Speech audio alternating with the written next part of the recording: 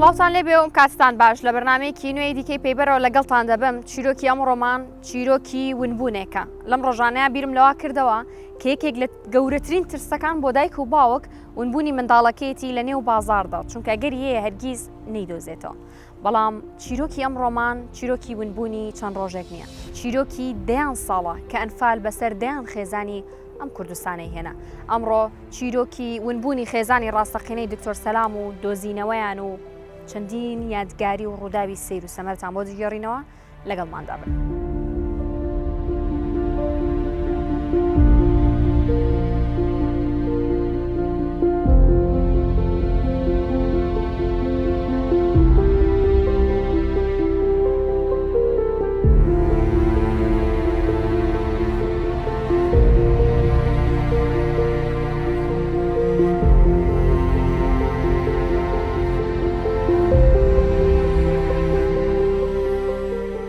سڵاوی خوداتان لێبێت. من دکتۆر سەلام وەیە شەریف مەلا حەسەنم، تەمەنم 40 ساڵە، مامۆستای زانکۆم لە کۆلیژی یاسا و زانستە سیاسیەکان لە زانکۆی کەرکووک، مامۆستای یاریدەدەری دکتۆرم و خوددا یاوەربێت لە داهاتوودا پلەی پرۆفسۆریش بەدەست دەهێنین.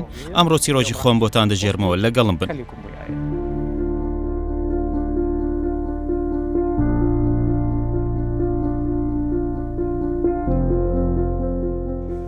ئێستا هاتوومەتە نێو زانکۆی کەرکووکەوە. دکتۆر سەلام کێکێکە لە بەناوبانگترین دکتۆرەکان و لە نێو زانکۆی کەرکووک مامۆستایە، چاوەڕوانی ئێمە بۆ گێڕانەوەی چیرۆکەکەی لەگەڵماندا.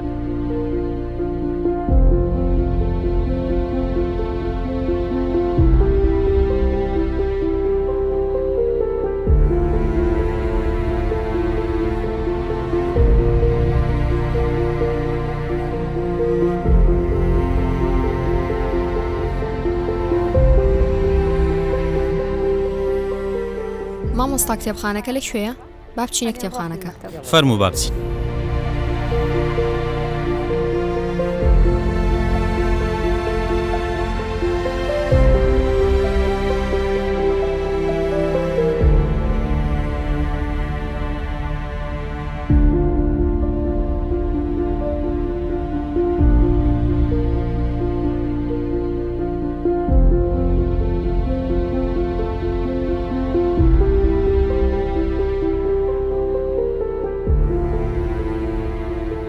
ئێستا هاتوین بۆ کتێبخانەی زانکۆی کەرکووک، کێکێکە لە کتێبخانە زۆر گەورە و جوانەکان، زیاتر لە 24,000 کتێبی جیاواز و سەرچاوی تێدایە.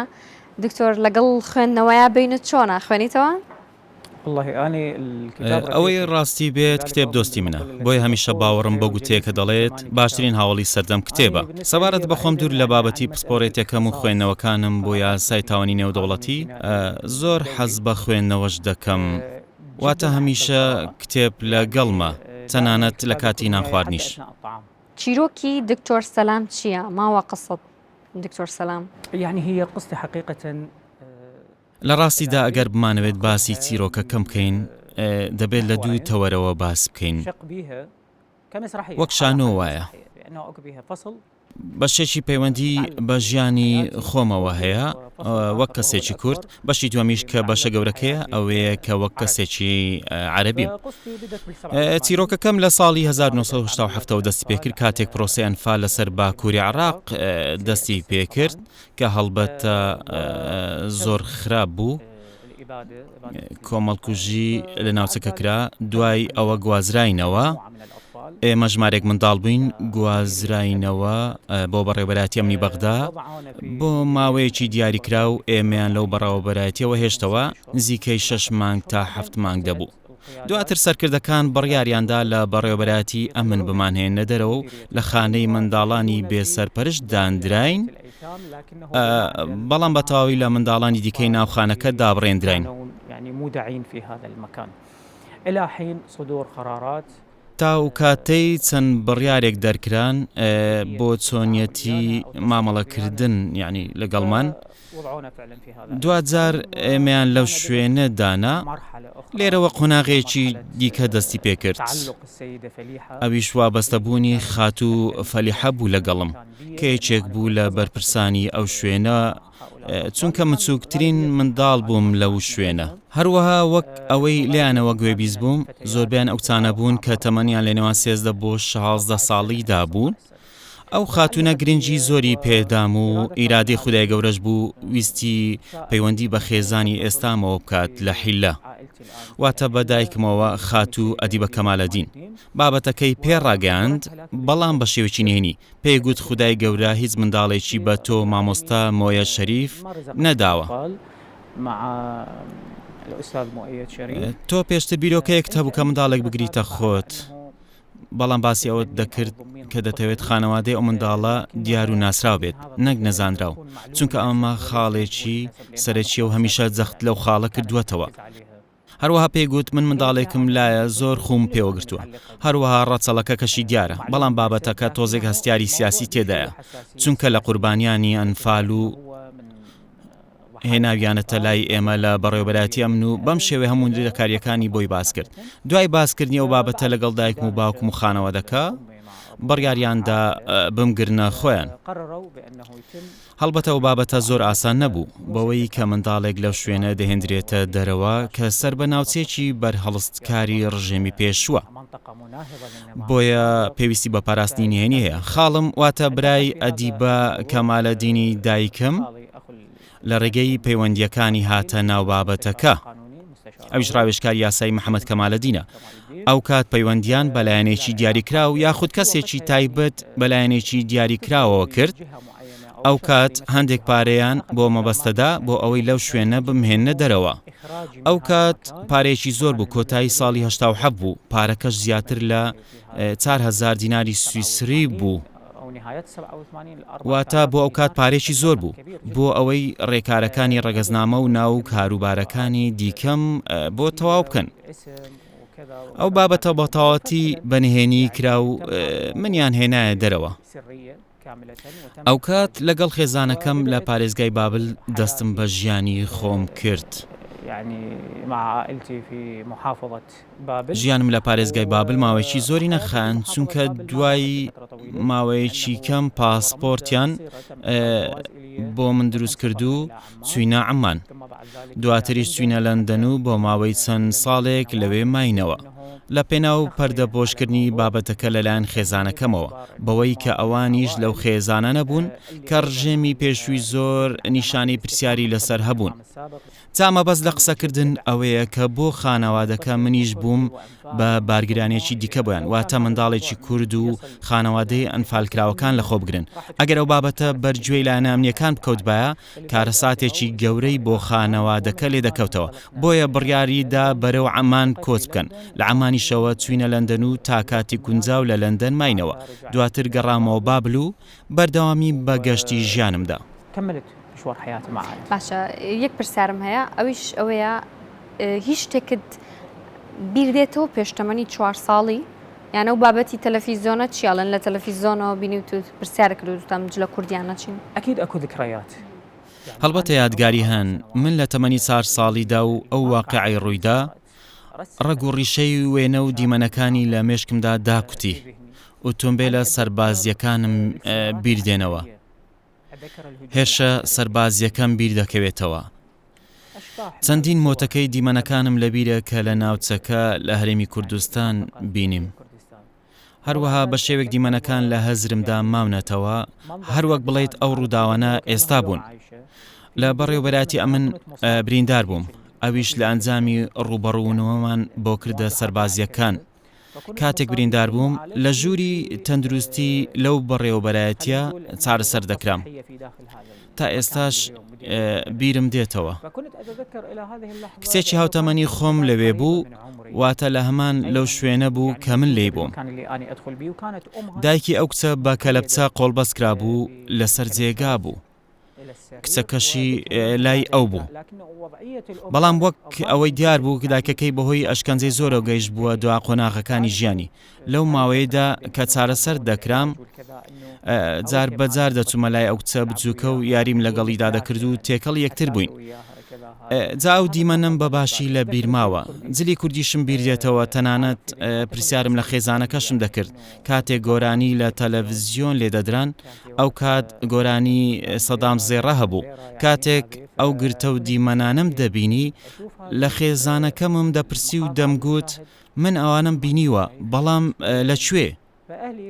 خێزانەکەشم بەهۆی ترسیان بۆ من و پاراستنی نهێنی بابەتەکە خۆیان بە وەڵامێکی دیکە لە وەڵامە ڕاستەقینەکە ڕزگار دەکرد و دەیانگوت ئێمە سەردانی خوشک و برا کوردەکانمان لە کوردستان کردووە و کاتێک ئێمە لەوێ بووین شەڕی ڕژەمی سەرکوتکار ڕووی داوە. بەڵام ئەو کات پێمان نەدەگوت سەرکوتکار. ئەو دیمەنانە لە هەزرمدا هەرمانەوە. باش بابێنە سەر جانبی علمی چۆن بەم تەمەنە کەمەوە ئەمە هەموو سەرکەوتنت بەدەستدێنەوە.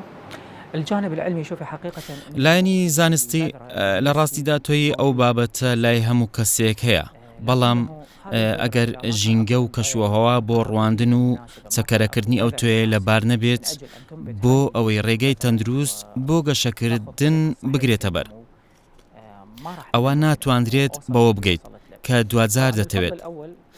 هەڵبەتە فەزلی یەکەم و کۆتایی دوای خودای گەورە بۆ دایک و باوکم دەگەڕێتەوە. من وەک پێم گوتی خێزانەکەم کە لە دایکم و باوکم پێکاتون ئەهلی زانستن، جا بەبێ هیچ زێدەڕوویەک وا دەزانم کە ئەوان زانستیان لە مندا چەقاندووە. هەر ئەوەش بوو کەسایەتی ڕۆشنبیری و کەسایەتی زانستی منی دروست کرد. پاڵپشتیکارێکی ڕاستەقینەی من بوون، ئەوانیش توانایان لە مندا بینیوە، چونکە گەر توانە نەبێت پشتیوانی بەتەنیا ناتوانێت بتگەینێتە مەبەستەکەت. جا بەم شێوەیە هەموو کەشوهەوا و ژینگەی گونجاو و بۆم ڕەخساو بوو بۆ ئەوەی بتوانم بە گەورەترین دەستکەوتی زانستی بگەم. هەرچەندە دەستکەوتە زانستیەکان هیچ نورێکیان نییە کە لایەن بوەستیت، بەڵام توانی بگەمە واستەی کە جێگەی خۆشحاڵی من و خێزانەکەمە. سوپاس بۆ خوددا. دوور لە جانبی علمیەکە دەگەر مامۆستای زانکۆ نەبوویتە حەزێ کرد چی شێکتر بکردە؟ لە ڕاستیدا حەزم دەکرد میدیاکار بوومایە، بە تایبەت لە میدیای سیاسی، چونکە زۆر حەزم لە بواری ڕاگەیاندنە و هیواداریشم ڕۆژێک لە ڕۆژان بتوانم لەو بوارەدا کار بکەم. پلانت نییە؟ دەکرێت لایندەدا ئەگەر دۆخەکە گونجاو بێت، چونکە من دەمەوێت کاتێک دەچمە ناو کارێکەوە لەو کارەدا سەرکەوم. واتە نامەوێت تەنیازمونێک بێت. باش بۆ قوتابیەکانت پلانت بۆ قوتابیەکانت چییە و ئەتەوێت چی بۆیان بگەێنی و چیان فێر بکەیت چۆن مامەڵەیان لەگەڵا بکەیت؟ شێوازی مامەڵەکردم لەگەڵ قوتابیانم ئەوەی ڕاستی بێت من لەگەڵ قوتابیان وا هەز دەکەم ئەوان هاوڕێ منن، وەک خوشک و برا مامەڵەیان لەگەڵ دەکەم. هەمیشە لە شێوازی وتنەوەی محازەرەکان بۆیان حەز ناکەم بە شێوازێکی کلاسیشی بێت، واتە محازەرەکە بە شێوەی گوتاری بجێرمەوە و بچمە دەرەوە. نەخێر، پێویستە هۆڵەکە بجوڵێنم، پێویستە واقعی دەرەوە لەگەڵ بابەتی محازەرەکە بەیەکەوە ببەسمەوە. سیر کە ئەو گوتارەی ئاراستەی قوتابیان دەکەم لەگەڵ هەر یەکێکیان بەو شێوەیە ئاراستە دەکەم چۆن بڵێیت مخاتەبەی جەماوەر دەکەم. کاتێکیش مخاتەبەی جەماوەر دەکەم شێوازێک بەکاردێنم کە لەگەڵ هەر هەمویانم ئەم شێوازە بەکاردێنم بۆ ئەوەی محازەرەکە لەلایەنیان خۆشەویست بکەم. هەمیشە ڕێنمایان دەکەم و پێیان دەڵێم وا سەیری خۆتان مەکەن کە لە ڕووی زانستیەوە ئێوە کەمتر لە من دەزانن، شەرم مەکەن و پرسیار بکەن، هەر شتێک بە مێشکدا بێت پرسیار بکەن، چونکە ئەوەی منیگەیاندا ئەو پلە زانستیە لە ئەنجامی خوێندن بۆ و ئێوەش کە دەخوێنن لەوانێ سبەی لە من باشتر بن. ئەو بەشێکی خوێنیت پەیوەندی زۆری هەیە بە ئەنفالەوە، تۆزێک بە کورتی باشێکی ئەو بەشەی خۆشتم بۆ بکات چۆن توانیم تا بۆ نمونە سوودی لێ ببینی، ئەزمموی خۆت سوود ببینی لێ و بۆ ئەو خوێندنت لەو بەشێکە ئێستا تیا خوێنی. هەڵبەتە ئەو بابەتەی خۆم کاتێک سوودم لێی بینی کە ماستەر نامەکەم نووسی، چونکە لە نامەی ماستەرەکەمدا لەسەر تاوانەکانی توند و تیژی دژی منداڵان نووسیومە. هەروەها ئەو منداڵانەم وەرگرتوون کە ڕوبەڕووی توند و تیژی بوونەتەوە بە شێوەیەکی گشتی منداڵانی عێراق و بە تایبەتیش منداڵی کورد لە ئەنجامی ئەنفال و هەڵەبجە. هەروەها تێزی دکتۆراکەشم لەسەر تاوانی زۆرداری لە چوارچێوەی یاسای تاوانی نێودەوڵەتی نووسیوە. لە ڕاستیدا بۆ من لە دکتۆراکەم ڕوبەڕێکی فراوانتر هەبوو، تێیدا ئاماژەم بە زۆرێک لە تاوانەکانی دژ بە مرۆڤایەتی کردووە کە ڕوبەڕووی هەرێمی کوردستان بوونێتەوە و بە شێوێکی گشتیش عراقم تێیدا خستوەتە ڕوو، چونکە پێم وایە عراق لە باکوورەوە تا باشوور لە سەردەمی ڕژێمی پێشوو ڕوبەڕووی زۆرداری بووەتەوە. ئەنجا تۆ هەم لێرە مامۆستای زانکۆی لە کەرکووک و هەمیش خۆت لە هەولێر نیشتەجێی، پێت چۆنە بڕۆینەوە بۆ هەولێر پێکەوە؟ ئینشاڵڵا بە شانازیەوە دەچێت ئێستا ئینشاڵڵا ئێستا.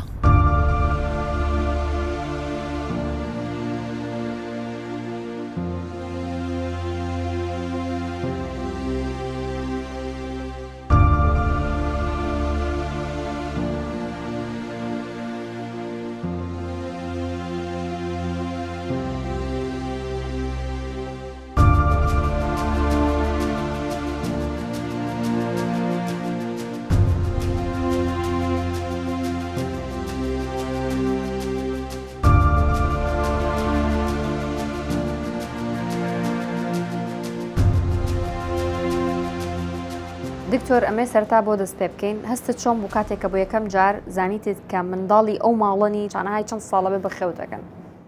سیرکە سەبارەت بە بنەمای پەیوەندی پەروەردەی لە نێوان دایک و باوک بە دڵنیاییەوە وەک دروستکردنی بیناوایە، پێویستە بناغی بیناکە بەهێز بێت بۆ ئەوەی لە داهاتوودا بەرگە هەموو بارودۆخێک بگرێت. جا سوپاس بۆ خوددا ئەو بناغی لە سەری پەروەردە کراوە بناغەیەکی بەهێز بوو، بەرگەی هەموو بارودۆخێک دەگرێت، بە تایبەت کە خانەوادەکانی دایک و باوکم لە خانەوادە ڕۆناکبیرەکان و خاوەن پێگەی پەروەردەی و کۆمەڵایەتین لە پارێزگاکە.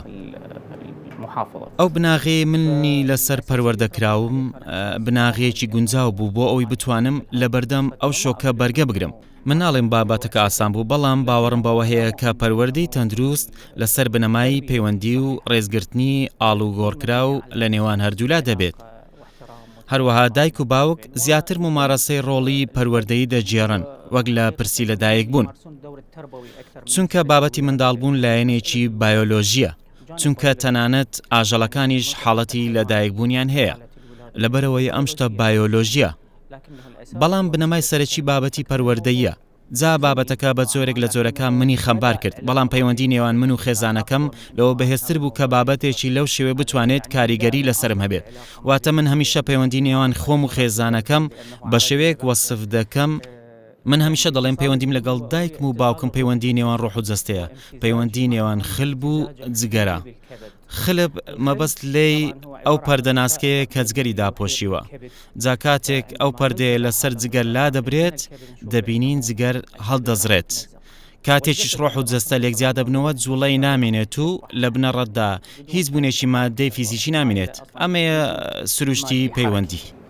فهاي هي طبيعة العلم. باش دوای ئەوەی کە خێزانەکەی خۆتت دۆزی و خێزانەی ئەسلی با بڵێن کە پێوترێ خێزانی ڕاستەخین و لەوان بوویتە چ شتێکی لە ژیان تاگۆڕی؟ فالحمد لله كان سپاس بۆ خوددا من ئەو ئامادەکاریم تێدا بوو کە بتوانم مامەڵە لەگەڵ ئەو گۆڕانکاریانە بکەم لە ژیانمدا، واتە بە شێوێکی ژیرانەی گەورە. الحمد لله.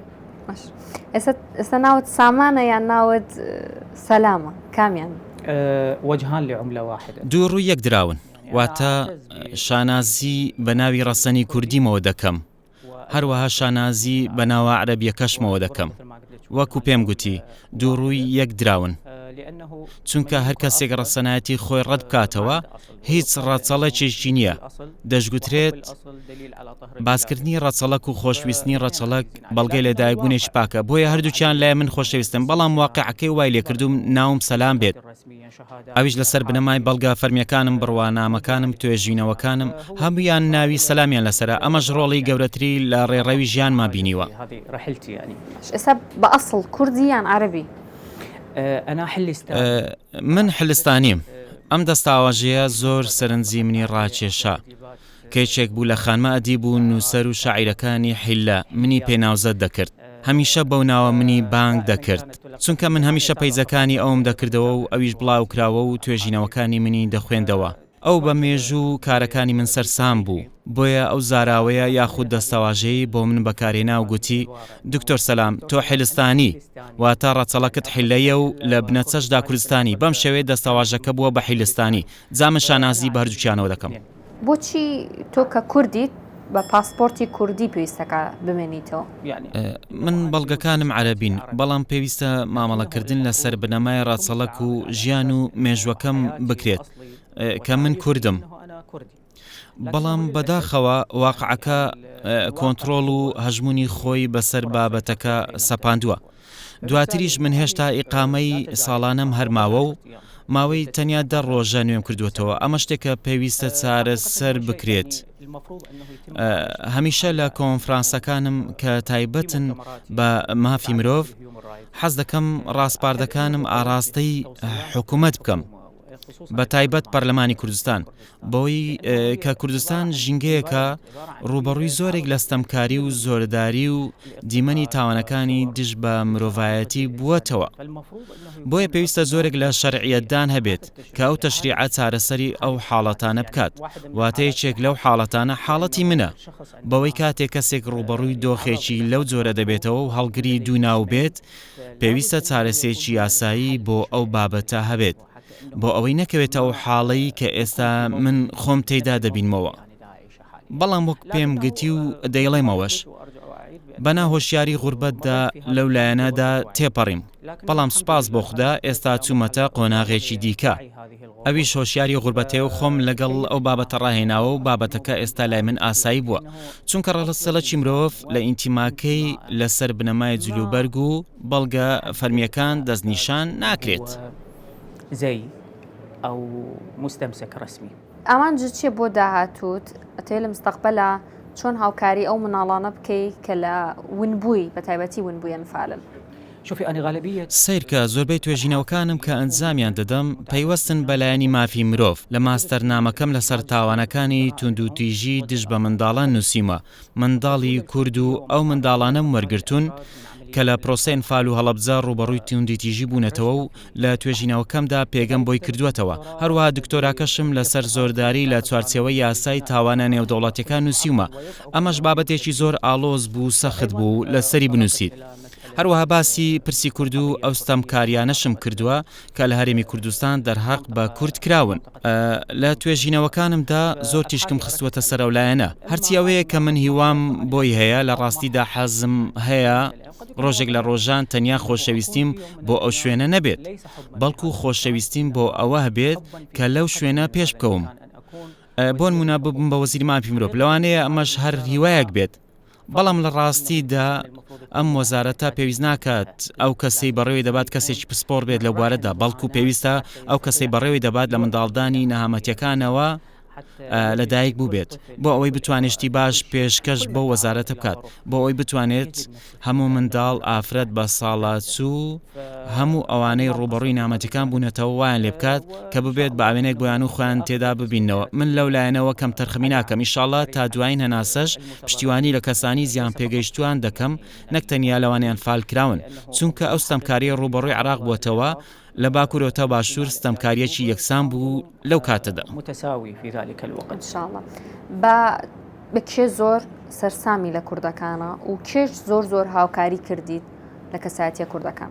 شوفي كشخصيات سیرکە وەک کەسایەتیەکان با باسی کەسانی بیرمەند و نووسەرەکان بکەین. لەوانەش دکتۆر کەمال مەزهەر یەکێکە لەو کەسایەتیانەی زۆر شانازیان پێوە دەکەم، چونکە بە مێژوو نووسێکی مێژووی عێراقی هاوچەرخدا دەنرێت.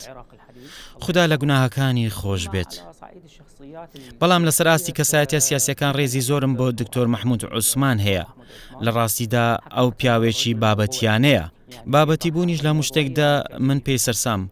هەرچی لەسەر ئاستی پەیوەندیە کەسیەکان و ئەو کەسانی یارمەتی منیان داوە، مامۆستا ئەحمەد زاوێتەیی بەبێ لە بەرچاوگرتنی ئەو دۆکمێنتاریانەی دەخرێنە ڕوو یاخود ئەوەی ئێستا ئێمە تۆماری دەکەین، ئەو کەسایەتیە کە لە نزیکەوە دەیناسم وەک هاوڕێ و کەسێکی نزیکی خێزانەکەم و منیش نزیکی خێزانەکەی ئەوم و منداڵەکانیشی دەناسم.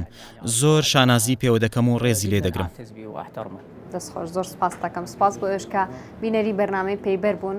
ئەمیشەمێ ئاماژە بۆ کەم کە گرنگ نییە لە چنەتەوەیەکیت، گرنگ ئەوەیە کە ئەو خێزانە بەی خۆیت بزانێت و هەرگیز نەتەوایەتی کورد بوون و عەرەب بوون و تورک بوون نەبێتە مای ئەوەی کە لە نێو وڵاتەکەی خۆتا جێت نەبێتەوە، چونکە هەروەکو لە کۆتایی هەمومان دەڵێن هەمومان لە کوردستانین کوردستانێک کە باوشی بۆ هەموو نەتەوەکان کردوێتەوە تاوەکو بەرنامێکی دیکە بەخواتان دەسپێرم.